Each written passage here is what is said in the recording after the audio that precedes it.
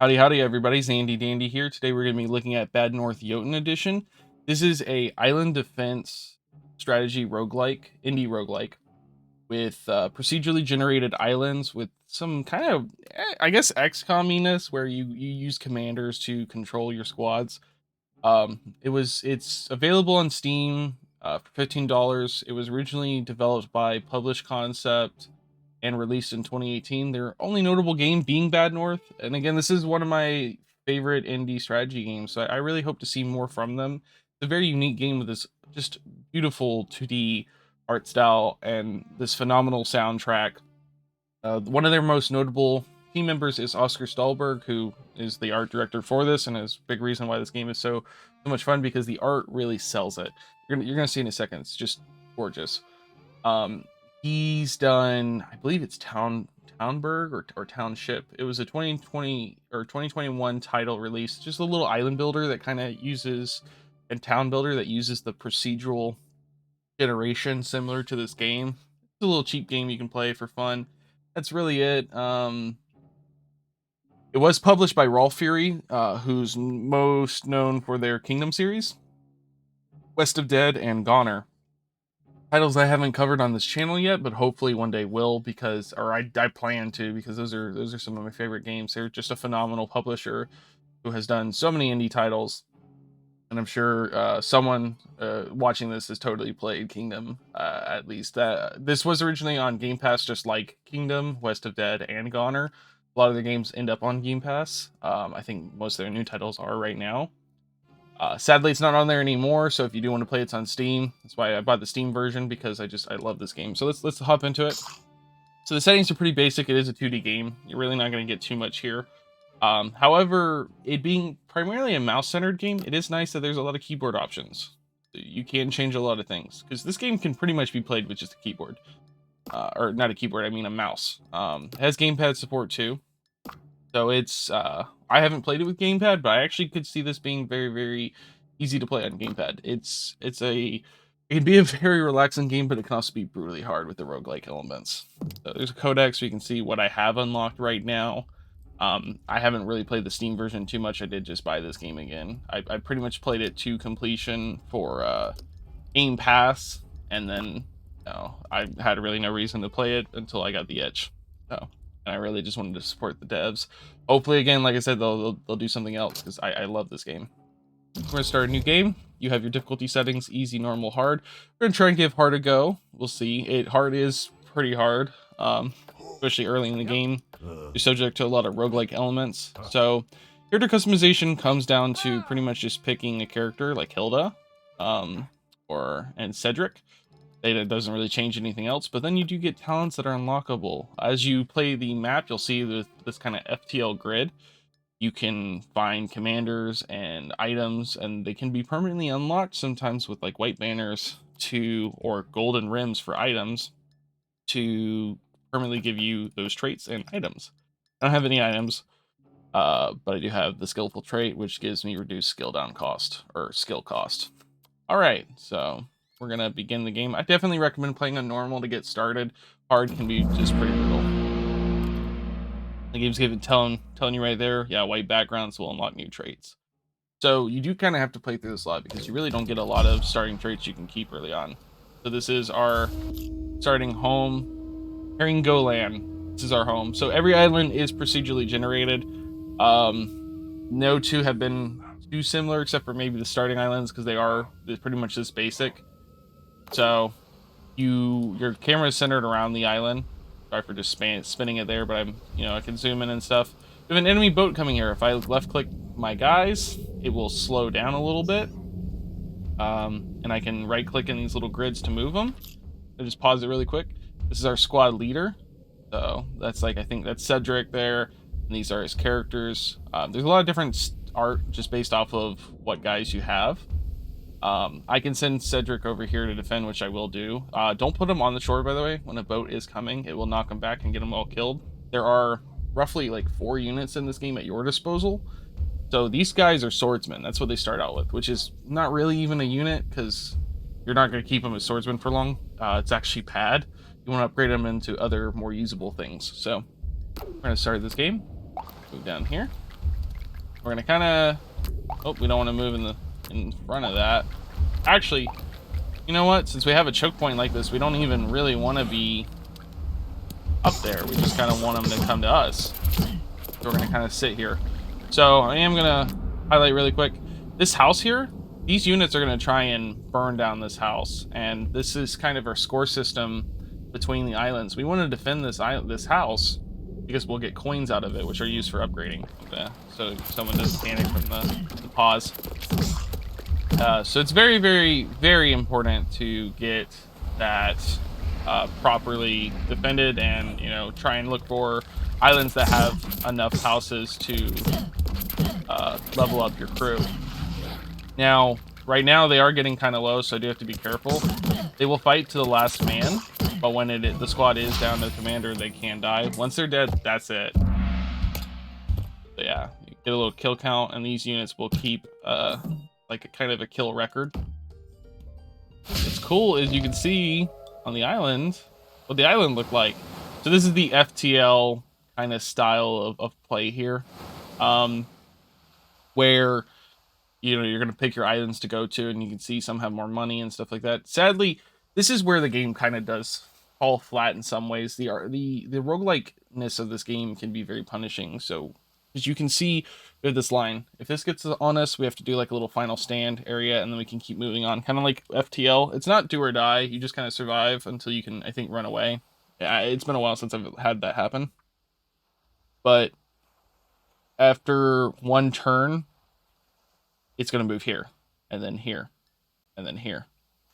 And you can see we're going to rest really quick because we have to. Our guys are kind of tired. So now it's going to move over here. If we move here, we try to go up this way, we're going to get grabbed here. We're going to have to try and do that fight. Which I don't believe, again, I don't think it's too hard, but it's just, it's not, especially on harder difficulties, it's definitely not the smart thing to do, because if you lose a commander, you lose a commander. So, luckily there's a commander on this way, but I've had some where a commander would be right here or right here, and you're very punished for trying to go that route. So we do kind of have an advantage where if we did come up here, though, the third mark would be right here, whereas it's not here. So we actually get a little bit more breathing room. But then if you come here on the fourth mark, yeah. So let's look into our upgrades really quick. We can't sadly do anything right now, but you can see we got Hilda and Cerdic. They got their beautiful voices. You can also see their kill count here. And these are the upgrades. So we can, since they're swordsmen, they only can upgrade into a class. You have archers, which are ranged units that do not do well at all in close quarters. They will get demolished. You have infantry, which are your versatile melee units. They have shields, so they can block arrows and stuff like that, and pretty strong hits. They're pretty much your all-arounders. They're very, very useful. Sometimes it's really good to go with 2 infantry, an archer, and spear or pikes. It kind of just depends on what you're doing. There's so many strategies to this game, and it's all dependent on your island comp. Then we have Pikes, a defensive melee unit. These guys are awesome at, again, holding choke points, but yeah, they can't fight while moving. So if you have to move, if someone gets past your lines and they're trying to burn your house, that's a bad thing. Because if you move, they will all get decimated. So we're going to go to Cant War. All right. So you can see the islands are randomly generated, and this creates some interesting possibilities. So right here we have a landmass that pretty much goes to nothing. But it still does play into some effect, because some enemies will specifically target buildings, and some will attack your squads. So we could camp up there and stab them with spears or something like that. But right now, since we want to make as much money as possible, especially early in the game, because it's very, very important to upgrade in the classes, we're going to defend down here. So I just kind of get down here, and we're going to see what we can do. There's luckily a very nice choke point we have back here.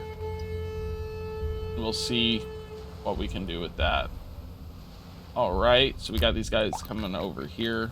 You have to be careful. Kind of want to try and create like little kill boxes for them. Pretty much. Be careful, like I said, if they do make breach.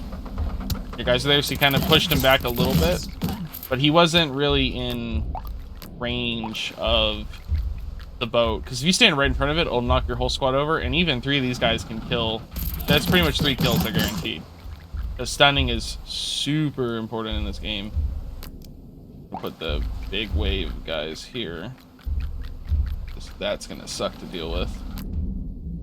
So, oh, there's a little rock up here. That's cool. You had archers and stuff already, but you really can't start with archers. So, oh, yeah, see, it's getting pretty brutal. Even on hard mode, it's not too easy. Oh. Okay, so yeah, once we get down to that commander could have totally died there. I only had one more guy to defend him, and then it's him to fight. They're pretty comparable or reliable fighters, but I wouldn't risk it because once they're gone, they're gone. So luckily, we're going to be getting another commander here in a second. Capable, they're very capable. All right, so we're gonna leave Hilda just in case because I kind of want to save that for like archers. Archers do have one of the better skills in the game. Not the best, but it is. Or it actually, I would say it might be the best. It just depends, again, on your islands. So we're going to wait our turn because we are fatigued. Later on, if you get plenty of commanders, you really can only get to a 2-turn optimal move. It just depends on your difficulty again. On hard mode, pretty much always want to have your 4 commanders because that's the max you can have on an island. But I've had around 8 commanders through my campaign. But you still want to also be careful because they really kind of play, especially in hard difficulties, they play really as backups because your classes can level up into 3 tiers. So I can level up these pikes again to veteran, and then I forgot what the last one is. And then you can also, same with the skill. The skill can be upgraded 3 times. So it's very, very important. But sometimes your item or your traits can really help carry that factor. So we can either go here or Garrig, but we're obviously gonna go to Garrig because otherwise we're gonna get swooped up in the chaos. We're gonna deploy. Ooh. I actually don't remember what your perk is. I think that's a replenish bonus one. Luckily there's kind of just a choke point up here, so we're just going to keep our spears and swordsmen just right here so they can just stab people off the cliff. Like literally just right this, because their weapons are actually instants based off of the tips. So if they just make contact with their guys, oh, we have archers though. Oops, we'll just have to run them down. Oop, yep, that's bad. Yeah, but we can run them down. Yeah, there we go. There we go. Actually, even just now, it might be a little bad idea, but I'm going to use the replenish action because we did lose a guy. And there we go. It'll also be a little faster. So we're going to just kind of use replenish. We're going to chase these guys down. Yeah, and then we're going to move up here as well. So we're actually going to replenish on these guys too. And that'll give us all our troops back. The ones that died, which is very, very, very nice. So we're going to just sit here and just kind of play defensive. Especially with these archers coming around the corner. Should have pikes up in enough time. Yeah, these pikes should be able to defend. Oh, that's actually kind of bad. Well, no, we're good. Oh, yeah, these archers will run away. So every unit kind of has its own programming too. These archers are hunter units, so they're going to specifically go for our squads, less trying to murder our houses by torching them down. But yeah, see, they're trying to go for my spears already. They did spread out, luckily, so we can kind of get them while they're distracted. Oop. Move over here. Yeah, there we go. Just clean them up. And finish up the mission. So, the little swordsmen, though, you saw, they're trying to burn down the houses, so they'll sneak past you. That's kind of what I was worried about here, but luckily the pikes grabbed them before. So, yeah, rousing speeches. I think they replenish faster. So I should have put the pikes actually here because they can then reach down and knock them off, and they'll fall down here. But hey, we did it with minimal losses. And yeah, we survived. These houses can only take about maybe 3 or 4 torches, but they do kind of heal over time. So if you do get torched, let's say that little swordsman right there threw a torch, it would have been fine. All right. We're going to kind of do what I like to do, and that's, we do have to be careful. There's actually a lot of archers coming up now. So you know what, we're going to have to change that plan a little bit. The quicker replenish is actually going to be really good for infantry. So we're going to just go into straight infantry. We're try and show off all the units. But it is pretty good to just get pikes early on too. It depends. You just got to adjust because last time I had shieldsmen. I played when I was starting. So I'm going to rest everyone up. We're going to move on. So this is technically one of the few ones maybe you could do without Hilda, but then, you know, there's kind of have to move on to an entirely different island with no one on your side, which isn't fun. You can see these guys here. They have shields now. What I do love is all the commanders kind of have unique hats and stuff. That's just kind of dependent on the commander. It's just one of the little choices.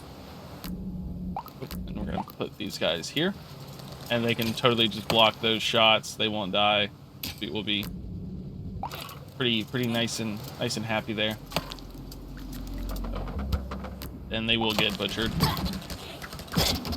So it was good to kind of swap. This one archer will start messing people up, so we're gonna just pull them back because it's just not worth losing our guys.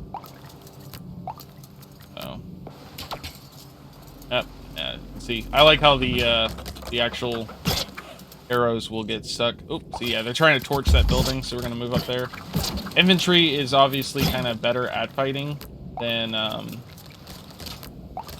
your normal swordsmen, but they're not perfect by any means. I am gonna put these guys here because the infantry can't. Oh, the other boat got it. That was bad. Yeah, you can see now. We're actually gonna pull these guys back. Replenish here. Then we're gonna try and get that guy really quick. Move back up here. Move over here. A little stressful. But we're gonna create this. Oop. Oh no. It broke through the line. We're gonna lose guy. Nope. Come on, get the commander out. Got stunned. He dies by that arrow. There we go. Ooh. A little stressful. And we're gonna clear him up. So, yeah, this game could definitely go from relaxing to stressful pretty quick. Just depends on the maps and what difficulty you're playing on. So, we were able to clean that up pretty well. If we had like 2 infantry, that would have been just, they would have gotten annihilated. So we'll see. It just kind of depends on what you keep fighting. Right here, if I go here. So I'm gonna go here because it's gonna be within the 5 range. And then we'll move the Gramsci so we can get a permanent perk there. I'm actually going to upgrade Hilda. I kind of wanted to save for Archer, but, well, see, I don't remember what that later perk is. I think that gives you a bigger guy, so that's really not too useful on anything but infantry. So we're gonna just go with the pikes anyways, because that's gonna be very useful. Push on an island like this, where we're gonna just pretty much sit here with pikes. So it's pretty rare for them to break through pikes like that, but just remember that pikes can't move or attack while moving. So if enemies do get into their defensive position like that, because it is kind of physicsy, I haven't seen that for a long time. Normally they will hold their ground perfectly. They're pretty much screwed because they will try to get back in their formation. You'll have to move them out. This commander, yeah, Cerdic is very lucky. I don't know how he survived that, but he did. So these guys are going to regret trying to come up here. See them, they're kind of contemplating charging up, but they're gonna go into a bloodbath here. So for the most part, that's really kind of the game. I mean, the whole premise is defending your islands from these, northward invaders, and we're kind of building up to a last stand. And you're going to be building up your armies here and defending these kind of procedural islands, which are just gorgeous sometimes. I mean, like right here we got these cute little waterfalls and these trees up here, and I've just seen some truly amazing islands, especially some of the end-game ones are just awesome. So I also love how you will see the carnage on the map, so you can kind of weigh it up, because I saw on this map that we have this little defense point. And, we're going to just sit here and we're going to try and come up here because they have to eventually. And we're going to just stab them. So, Can be almost no losses, if any. But it's not always like that. Yeah, this poor little dude. Oh, this poor little dude. Yep, gonna get our 3 coins. But we only got like 3 coins out of that, so, you know. We win, but do we really win? We didn't lose anybody. That's a good thing. And we didn't get an item. I didn't realize that too. It's an item. But we're not playing for the end game here. We're just playing to show off a little bit. So I am gonna save up because I want to try and show off the archers, but they're really not too useful early in the game. Later on, they're like super useful, and it just depends because I think they have like one of the best skills in the game. I have been saved by archer skills way too much. Sorry, I keep throwing the map around. I like to do that a lot. Move our pikes out. So I just like to kind of start with pikes. But like I said, it depends. Sometimes I do double infantry. Sometimes I do double pikes. Sometimes archers do save me in the beginning. It just depends. There's a lot of variables at play. We're gonna actually pull these guys back a little bit. Luckily, these guys can take cover behind this house. So, like I said, everything is instanced very well. Oh, they do throw torches. So, you will see that. So, one of those guys got shot in the back. It just kind of happens. Sadly. Oh, these guys are gonna get murdered though. Yeah. These guys are totally gonna get murdered. And then we're gonna just stay in here and kill these archers too. Yeah, we're gonna try and push back. So again, it's very important to stay out of the range of like the breach of the boat, because if you don't, you will get massacred. Pull these guys back. I'm actually going to replenish while we have the time to do so. That's kind of an optimal way to play, or not optimal. It's kind of necessary in order to survive the harder difficulties. You have to be smart with your replenish rate, because if I replenish now and there are archers coming up, I actually could be screwed. So that was not the best time, but it was kind of something I had to do. We're gonna kind of hide back here. So we do have to be very careful about how we set up, because once our archers are out, our pikes are on the field, they can't go anywhere else really. Yeah, so that's luckily played into our favor. This is bad. Really bad. I'm gonna have to replenish, and then I don't know. We might have to actually lose a house. I should have replenished another house. They're gonna try and kind of hide back here, see what I can do. Ooh. Oh, I should have done the little rush.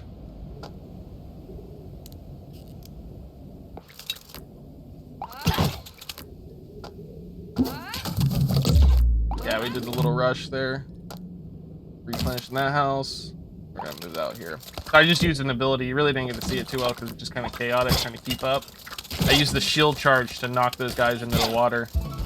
But that almost cost me my commander. You see, he only had 2 little guys there, so that was kind of a do or die play. So luckily it worked out in my favor, and we're gonna continue on to the next island. So just for the sake of trying to show off the archers really quick, I can't show off all the abilities, but I will kind of explain now. So you saw that the pikes have a charge skill.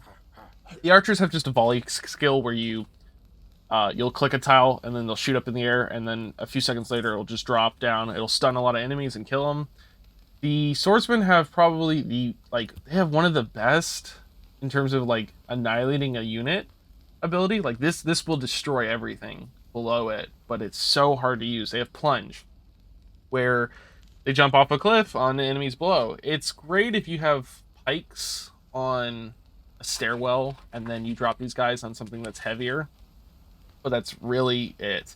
It's so hard to use, and I honestly don't pick it up for most playthroughs. You kind of do still want to have one just in case that has it if you're running like 2 infantry, or if I only use 1 infantry, eventually moving up. You can also see the little hats in the background. I just love the detail in this game. The detail is just phenomenal.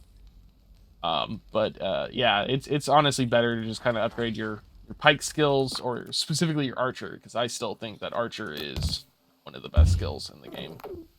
We're gonna go over here, get this permanent thing. I think this is just the bigger commander. So we'll see. No, oh no, it's the hardier. It's the iron skin. So it's actually, this would be better as an infantry. Yeah, it's the iron oak skin or whatever. They take reduced damage, like 25% or something like that. Which is, again, very, very good for infantry. But I'm probably going to make him an archer just so I can show. Well, I mean, archers are pretty much just like that. Nothing too crazy. They do become very, very powerful, especially if you upgrade them, because these guys go through tiers. So, oop, we're gonna move over here. Clear these guys out. Archers are brutalizing my guys. So that's where that reduced damage would have been useful. I'm gonna move the guy down here. Let's try and play it safe. Oop. Move out of the range. Luckily, we are pretty fast. So just move over here. Stab him. Oh. And get him. Get him good. Yeah, we'll just kind of chill over here with our spears. We are going to replenish down here really quick. And hope that... Actually, I'm gonna move here. In case it gets a little weird. Yeah. Oh. Okay, yeah, I got a little worried. Cause like I said, it depends where their pikes are aiming. You know, there is some jank in this game. Not too much. It's more with the procedural generation. The actual units aren't like dumb, so you have to be careful. These archers can knock my guys into the water, so just keep that in mind. That's what level like tier 3 archers are really good for. They can throw like entire swaths of guys into the water or off the boat. They can knock them off the boat. So, but that's what archers are. Archers are like, you know, how they always are, is a support unit, really. Same with whereas your pikes are your front lines and infantry are kind of your backbone. So oops, we're gonna hold it off, just brutalize them there and try to move on. So I will buy the archer just to kind of show the skill. Yeah, we have surefoot. Oh, this is actually the knockback one. This is, yeah, so these are actually better for swordsmen or pikes. Some of the traits are kind of lackluster. The skilled is cool, but it's really not too crazy. I mean, the half price is, yeah, it's not bad. Again, for archers, it's probably the most useful thing. But I think there's a damage increase, which is honestly better because with damage, it increases your knockback ability. Okay. So they can knock people off a lot easier. So knockback resistance is pretty good. I think with the pikes, it literally means you can kind of sit in front of the boats and just stab people. But you can't do that for all of them. There's a lot of counters because there's a lot of different units in this game. So, I will buy just some archers really quick. Yeah, we have the little volley ability. I won't be able to show it off because of price. So, because like I said, it is kind of better to get the class abilities first and some skills based off of when. Because if I didn't have that charge skill, I would have lost. So the skill actually did kind of help me there. Other than that, yeah, this has been Bad North. This has only been a little bit of the campaign, which is really the only way to play the game. It's very FTL-like. It's a cool little defensive strategy game with a lot of replayability. If you've liked it, let me know in the comments. It's fun. It's just keep in mind that the roguelikeness can kind of be a little screwy sometimes. It's why I wish that they, the Plausible Concept would do another update for this game, because the Jotun edition was free, like the actual update, so that was cool. But other than that, yeah, I've been Sandy Dandy. Let me know what you think of this game. If you want to try it, the link's going to be in the description. Remember, it is available on Steam for $15. And there's a lot to it, where you eventually build up to a last stand. If you end up getting there, let me know how that goes, because it's pretty fun. And there's a lot to unlock. So thank you, and I'll catch you in the next one.